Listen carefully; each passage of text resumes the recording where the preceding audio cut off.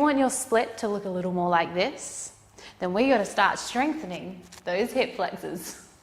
By strengthening those hip flexors, we can turn that floor split into a standing active split. We can also prevent injuries, and we can reach even deeper levels of hip flexor flexibility.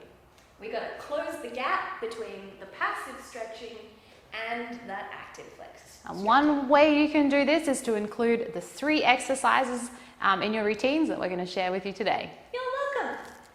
Exercise number 1, you're going to be standing next to a wall. You can hold on to a chair, or you're welcome to try and balance it without either of the 2.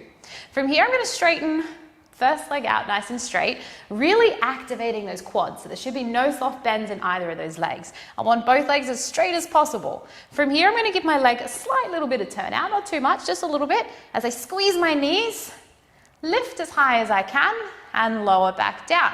Now I want you to pay attention to my pelvis here. My pelvis doesn't tuck under because I'm not really using my hip flexors. I'm going to be using more my abs, and it's also just not good posture overall. So squeezing both knees, I'm going to keep my hips neutral. I'm going to keep them really still as I squeeze, lift, and lower back down. And as I lift, keep an eye on the bottom leg. I want to see this happen. We're going to squeeze, staying nice and tall. One more little thing I want you to watch out for in this one is your hip level. So I don't want to see this happen to bring the leg up. Feels like you're getting higher, but it's not. It's just an illusion. All I did was crunch through my side abs. So instead, you're going to level those hips. We're going to lift, hold for a few seconds, and then return back down to the floor. Hi friends, your second exercise is marching. And for this one, you're going to need some bondage. This is a light resistance band. As you get stronger, you can use a heavy one. So we're going to start by placing your foot in the band on the floor. Then you're going to place your other foot inside of the loop and flex it. You're going to bring your knee up to hip height, and we're going to squeeze and try and lift that knee above horizontal, so above hip height. So starting here, we're coming above that level. It's really important that as you lift, you are keeping those hips level, so I'm not hoiking up my hip by scrunching my waist. Okay, so we need to keep those hips level and lifting. So you're really going to feel it deep in the front of the hip there. The other thing that we want to make sure of is we're not twisting those hips to the side. Keep them facing forwards as you lift.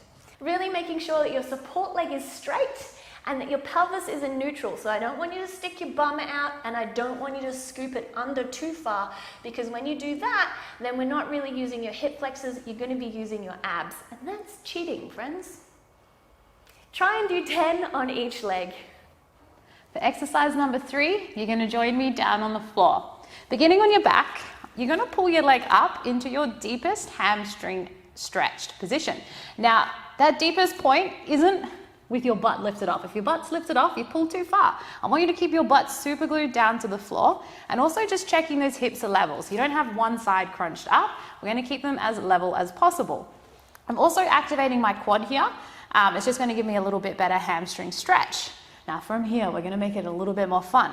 So I pull to my deepest point. I'm going to try and squeeze, pull my leg towards me a little bit closer, and release. Pull in and release. All while trying to maintain my butt super glued down to the floor. So none of this. That's not my hip flexor activating. I'm just lifting my butt. So I'm going to pull deeper. I'm going to pull back towards me at least 10 times, keeping that knee really straight. And then, to make things even harder, we're going to hold it, bring your hands back to meet your leg. And from there, we're now going to try and pulse from that new range of motion. So you're going to try and squeeze, release, squeeze, release. And then we're all done. Do you love that? Do you love us? Then you should hit the subscribe button. And give us a thumbs up. Do you have questions? We love questions. Leave us the questions in the comments. See you soon. Bye.